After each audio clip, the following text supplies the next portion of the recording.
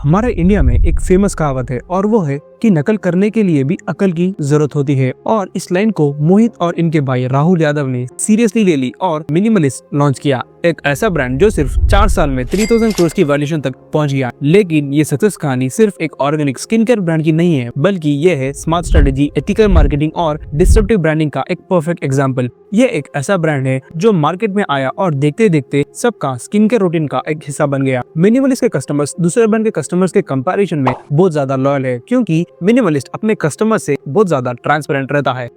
बड़े FMCG players skin care products में एक क्लेवर लूपहोल का इस्तेमाल करते हैं। इनके पैकेजिंग में बोल्ड लेटर्स में केमिकल फ्री या नेचुरल दिखाते हैं, लेकिन इंग्रेडिएंट्स लिस्ट में छोटे फॉन्ट में काफी हार्मफुल केमिकल्स शामिल होते हैं। अक्सर कस्टमर्स बिना प्रोडक्ट के बैक सेट इंग्रेडिएंट्स पढ़े ही इन्हें खरीद लेते हैं, लेकिन मिनिमलिस्ट का अप्रोच इससे बिल्कुल अलग था। इन लोगों ने ट्रांसपेरेंसी को ही अपना सबसे बड़ा स्ट्रेंथ बनाया। और सबसे शॉकिंग बात यह है कि मिनिमलिस्ट के केस में इन लोगों ने मार्केटिंग के लिए सिर्फ 25% खर्च किया, तो दूसरी तरफ इनके कॉम्पिटिटर्स ने 40 to 50% मार्केटिंग पे खर्च किया। लेकिन बिना मार्केटिंग के इनका प्रोडक्ट कस्टमर तक जा कैसे रहा था।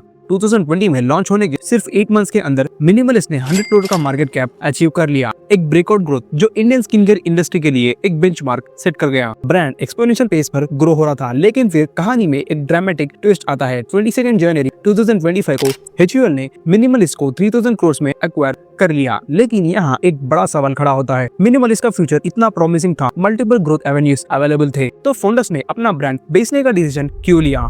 क्या मिनिमलिस्ट एक ग्लोबल ब्रांड का क्लोन था या एक स्ट्रेटेजिकल रेप्लिकेशन? और सबसे इंटरेस्टिंग बात, मिनिमलिस्ट के वो कौन से सीक्रेट स्ट्रेटेजीज थे जो आप भी अपने बिजनेस ग्रोथ के लिए यूज कर सकते हैं? आज हम इसी मिस्ट्री को डिकोड करेंगे।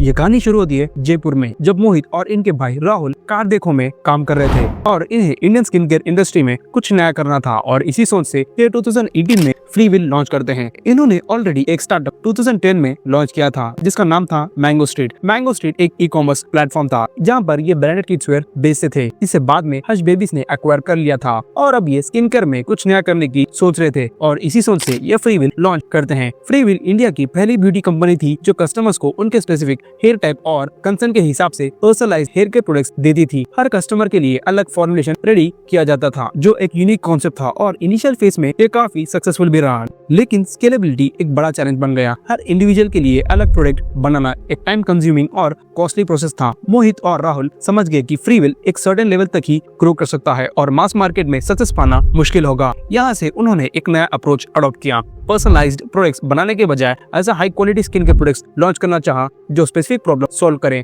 जिसे ज्यादा लोग इजीली यूज कर सके। और यही सोच से मिनिमलिस्ट की शुरुआत हुई, एक ट्रांसपेरेंट स्किन केयर ब्रांड जो सिंपल, इफेक्टिव और अफोर्डेबल सॉल्यूशंस प्रोवाइड करता है। फाउंडर्स तो इनके आइडिया पर कॉन्फिडेंट थे और मिनिमलिस्ट की शुरुआत की। कुछ प्रोडक्ट्स भी लॉन्च कर दिए और इंस्टाग्राम पर पोस्ट कर दिया कि वी आर लाइव, जबकि इनके पास कुछ 200 to 300 फॉलोअर्स थे। और इसके कुछ दिनों में ही इनके सेल अपने आप आने लगे। लोग इनके वेबसाइट से प्रोडक्ट्स खरीदने लगे। तो इसे देखकर इनके फाउंडर्स भी शॉक हो गए, क्योंकि इन लोगों ने अभी तक मार्केटिंग पे 0 खर्च किया था। बिना मार्केटिंग के ही ये प्रोडक्ट कस्टमर तक रीच कर रहा था। और इन फाउंडर्स ने इनकी कस्टमर टीम को कहा कि ये कस्टमर से कांटेक्ट करे और पूछे कि इन्हें इस ब्रांड के बारे में मालूम कैसे चला। और जब इनकी टीम ने कस्टमर से पूछा तो उन लोगों ने कहा कि एक स्किन केयर इन्फ्लुएंसर ने रैंडमली इनका प्रोडक्ट बाय किया था और उन्हें ये प्रोडक्ट बहुत अच्छा लगा, तो वो अपने फॉलोअर्स को ये प्रोडक्ट रिकमेंड करने लगे। और इनके पहले के कुछ सेल्स कुछ ऐसे ही हुए, जिसके बाद दूसरे इन्फ्लुएंसर्स भी इस प्रोडक्ट को खरीदने लगे और इसे ट्रायल करने लगे और अपने फॉलोअर्स को मिनिमलिस्ट के प्रोडक्ट्स सजेस्ट करने लगे। इन्हें दो तरफ से रिव्यूज मिल रहे थे। कई लोग इन्हें अप्रिशिएट कर रहे थे तो कुछ लोग इन्हें कहा कि ये तो ऑर्डिनरी ब्रांड का एक क्लोन है। The ordinary Canadian based skin care brand है जिसकी शुरुआत 2013 में हुई थी और मोहित ने भी ये एडमिट किया है कि इनका ब्रांड द ऑर्डिनरी ब्रांड से इंस्पायर्ड है। ये चीज इन्होंने इनके फर्स्ट पोस्ट में भी मेंशन किया हुआ है। लोग अपना गुड और बैड रिव्यूज दे रहे थे, जिससे ब्रांड तो ऑर्गेनिकली प्रमोट हो रहा था और बस कुछ ही वीक्स में मिनिमलिस्ट के इंस्टाग्राम हैंडल पर 200-300 फॉलोअर्स से सीधा 10,000 फॉलोअर्स का मार्क रीच कर लिया था। फाउंडर्स भी ब्रांड की इंस्टेंट अवेयरनेस से शॉक हो गए थे। मिनिमलिस्ट की टीम भी पेड प्रमोशंस करने के बदले न्यू प्रोडक्ट्स पे इन्वेस्ट कर रहे थे और जैसे जैसे टाइम बदलते गया लोग भी इनके प्रोडक्ट्स पसंद करने लगे। और जब मार्केट में बड़े एफएमसीजी ब्रांड्स अपने प्रोडक्ट्स पर ये मेंशन करते हैं कि इनका प्रोडक्ट केमिकल फ्री है और ये नेचुरल इंग्रेडिएंट्स से बना हुआ है, लेकिन प्रोडक्ट्स के पीछे इंग्रेडिएंट्स में कई हार्मफुल केमिकल्स इंक्लूडेड थे। ज्यादातर लोग प्रोडक्ट्स के पीछे इंग्रेडिएंट्स पढ़े बगैर ही प्रोडक्ट खरीद लेते हैं और फिर बाद में मालूम पड़ता है कि इस प्रोडक्ट में भी हार्मफुल केमिकल्स का यूज किया गया है, जिसके बाद कस्टमर उस ब्रांड पर इजीली ट्रस्ट नहीं करता है। लेकिन मिनिमलिस्ट के केस में इनका अप्रोच इन सारे ब्रांड से अलग था। इन लोगों ने प्रोडक्ट के फ्रंट में ही इसके इंग्रेडिएंट्स मेंशन किए और उस प्रोडक्ट में वही इंग्रेडिएंट्स थे जो एक कस्टमर से प्रॉमिस कर रहे थे। ये इंडिया में एक न्यू अप्रोच था और कस्टमर्स भी इनके प्रोडक्ट्स खरीदने लगे। बिना प्रॉपर मार्केटिंग किए ही मिनिमलिस्ट 100 करोड़ ब्रांड बन गया। 100 करोड़ मार्क क्रॉस करने के बाद फाउंडर्स ने इंटरनली कई स्ट्रेटेजिकल चेंजेस किए। पहले से ही ये लिमिटेड फंडिंग से मैनेज कर रहे थे, लेकिन स्केल अप करने के लिए एडवांस मशीनरी और इंफ्रास्ट्रक्चर की जरूरत थी। इसी वजह से सीरीज ए फंडिंग राउंड में मिनिमलिस्ट ने सिक्योर और HUL से 100 करोड़ रेज किए। उनका कोर फिलोसॉफी एक ही था, प्रोडक्ट शुड बी हीरो। इसलिए फाउंडर्स ने एग्रेसिवली R&D इन्वेस्टमेंट शुरू किए जिससे फॉर्मेशंस और भी एडवांस हो सके। मिनिमलिस्ट अपने प्रोडक्ट्स की इन हाउस मैन्युफैक्चरिंग करता है, जबकि ज्यादातर कॉम्पिटिटर्स थर्ड पार्टी मैन्युफैक्चरर्स पर डिपेंड करते हैं। आउटसोर्सिंग कॉस्ट इफेक्टिव होता है और स्केलेबिलिटी इजी बना सकता है, लेकिन मिनिमलिस्ट ने इन हाउस प्रोडक्शन चूज किया ताकि कंप्लीट क्वालिटी कंट्रोल उनके हाथ में रह सके। यही मूव उनके ब्रांड ट्रस्ट और ट्रांसपेरेंसी का बैकबोन बना और इनका COGS भी दूसरे ब्रांड के कंपैरिजन में बहुत ज्यादा होता है, क्योंकि ये हमेशा बेस्ट क्वालिटी रॉ मटेरियल्स अपने प्रोडक्ट के लिए यूज करते हैं। बस रॉ मटेरियल्स ही नहीं, इसमें लेबर कॉस्ट, फैक्ट्री एक्सपेंसेस और कई और फैक्टर्स भी होते हैं। जितना ज्यादा COGS होता है उतना ही प्रॉफिट मार्जिन पर प्रेशर पड़ता है, लेकिन मिनिमलिस्ट एक स्मार्ट अप्रोच फॉलो करता है। इनका मार्केटिंग स्पेंड कॉम्पिटिटर के कंपैरिजन में ऑलमोस्ट हाफ है, जिससे प्रॉफिटेबिलिटी बेटर होती है और बिजनेस फाइनेंशियली स्टेबल रहता है। एक और स्ट्रॉन्ग फैक्टर मिनिमलिस्ट के फेवर में है इसका कस्टमर रिटेंशन। इसका कस्टमर रिटेंशन रेट 60% है, जो स्किन केयर इंडस्ट्री के स्टैंडर्ड से काफी इंप्रेसिव है।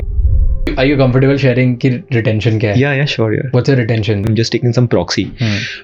या हमारा 60% ऊपर रिटेंशन चलता है। क्या बात कर रहे हो? या इसका सबसे बड़ा कॉम्पिटिटर द ऑर्डिनरी सिर्फ 40 to 45% रिटेंशन रेट मेंटेन कर पा रहा है। इसका सिंपल मतलब है कि मिनिमलिस्ट के कस्टमर्स ऑन एन एवरेज एक ही ब्रांड से 4 टाइम्स रिपीट परचेस कर रहे हैं। ये हाई ब्रांड लॉयल्टी और स्ट्रॉन्ग प्रोडक्ट इफेक्टिवनेस का प्रूफ है। ज्यादा रिटेंशन रेट का सीधा इम्पैक्ट प्रॉफिटेबिलिटी पे पड़ता है, क्योंकि नए कस्टमर्स एक्वायर करना एक्सपेंसिव होता है, लेकिन एग्जिस्टिंग कस्टमर का वापस आना ब्रांड ग्रोथ के लिए एक बिग एडवांटेज होता है।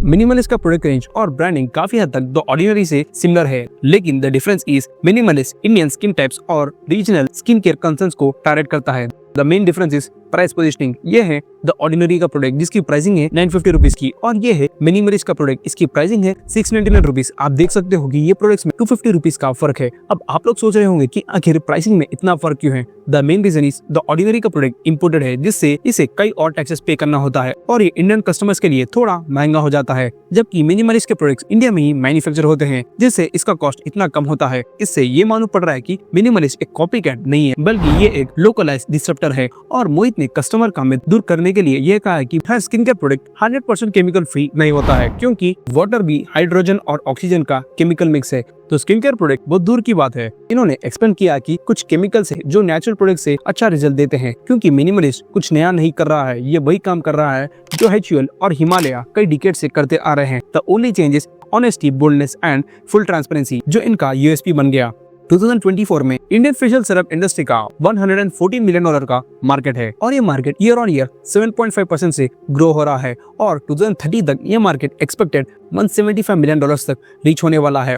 और मिनिमलिस्ट क्लेम करता है कि इनका इंडियन सीरम मार्केट में 20% का मार्केट शेयर है। लेकिन सबसे शॉकिंग बात मुझे ये दिखी कि मिनिमलिस्ट का FY23 में इनका ऑपरेटिंग रेवेन्यू 184 करोड़ का था, जो प्रीवियस ईयर से ऑलमोस्ट 70% ज्यादा है, लेकिन इनका प्रॉफिट FY22 से ऑलमोस्ट 2x कम है। लेकिन ऐसा क्यों? The main reason is minimalist aggressively scaling पर काम कर रहा है, जिससे ये एड्स और इन्फ्लुएंसर मार्केटिंग पे पहले के मुताबिक ज्यादा स्पेंड कर रहा है, ब्रांड न्यू फॉर्मुलेशंस और इन हाउस मैन्युफैक्चरिंग पे ज्यादा फोकस कर रहा है, और जैसे डिमांड इंक्रीज होता है warehousing, production and distribution cost भी इंक्रीज होता है, और ज्यादा मार्केट कैप्चर करने के लिए मिनिम अपने प्रोडक्ट्स डिस्काउंट या इसे रिड्यूस करके सेल कर रहा है, जिसका डायरेक्ट इंपैक्ट इनके प्रॉफिट्स में दिख रहा है। और एग्जैक्टली यही हुआ, और FY24 में इनका ऑपरेटिंग रेवेन्यू 184 करोड़ से 347 करोड़ पहुंच गया, और इनका एक्सपेंसेस भी 180 करोड़ से 332 करोड़ पहुंच गया, लेकिन इनका प्रॉफिट 5 करोड़ से 11 करोड़ रीच हुआ। और according to consolidated financial statements, company ने 2.16 करोड़ नॉन ऑपरेटिंग एक्टिविटीज से अर्न किए हुए हैं, जिससे इनका टोटल ऑपरेटिंग रेवेन्यू 349 करोड़